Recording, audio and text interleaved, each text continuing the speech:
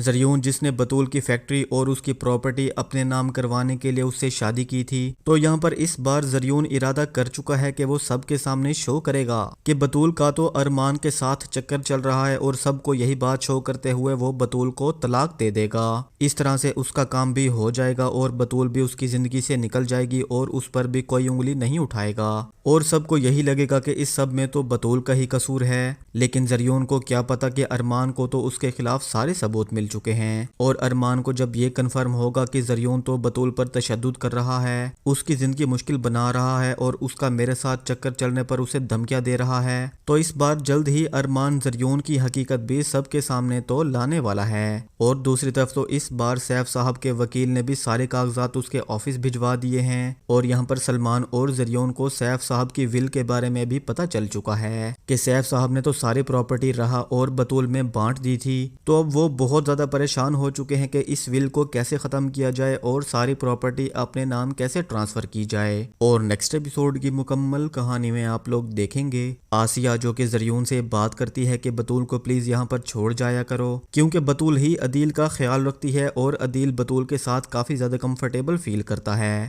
اور ویسے بھی ڈاکٹر نے کہا ہے کہ بطول کو عدیل کی ایکسرسائز کروانی پڑے گی۔ لیکن یہاں پر زریون بھی آسیہ کو صاف صاف جواب دے دیتا ہے کہ بطول تو یہاں پر ڈیلی نہیں آ سکتی، آپ عدیل چاچو سے خود ہی کہہ دیں کہ ان کو بطول کے بغیر ہی رہنے کی عادت ڈالنی پڑے گی، اور یہ کہہ کر تو زریون وہاں سے چلا ہی جائے گا، اور آسیہ بہت زیادہ حیران و پریشان ہو جائے گی، دل میں سوچے گی کہ یہ پہلے ایسا تو نہیں تھا، کیا میں نے اپنی بیٹی کسی درندے کے ہاتھ میں تو نہیں دے دی؟ اور پھر اس بار زریون جو کہ بطول پر تشدد کرنے والا ہے، اور آسیہ کو بھی جلد ہی پتہ چلنے والا ہے کہ زریون آج کل بطول کے ساتھ کیسا بہیو کر رہا ہے، اور پھر نیکسٹ ڈے زریون جو کہ بطول کو منانے کے لیے اس کی برتھ ڈے پارٹی کسی ہوٹل میں ارینج کرتا ہے، لیکن بائی چانس ارمان بھی یہاں پر اپنے دوست کے ساتھ آ ہی جاتا ہے، اور پھر زریون جو کہ ارمان کو دیکھ کر بہت زیادہ غصہ ہو جائے گا، اور بہت زیادہ غصے میں بطول کا ہاتھ پکڑ کر اسے وہاں سے لے جائے گا اور اسے کہے گا کہ تم نے یہاں پر جان بوجھ کر اسے بلایا ہے نا، مجھے پتا ہے کہ تم دونوں کا افیئر چل رہا ہے۔ بطول کو بھی زریون کی یہ باتیں سن کر بہت زیادہ افسوس ہوتا ہے، لیکن فی الحال تو وہ کچھ بھی نہیں کر سکتی، اور پھر بطول جو کہ بہت زیادہ غصے میں باہر ارمان کے پاس جاتی ہے، اسے جا کر کہہ دیتی ہے کہ تم مجھے بار بار کیوں کال کر رہے ہو، کیوں میسج کر رہے ہو، تم نے تو میری زندگی جہنم بنا دی ہے، اور ارمان سے بہت زیادہ جھگڑا کرنے لگتی ہے، لیکن ارمان بھی اسے کہتا ہے کہ تمہیں کیا ہو گیا ہے،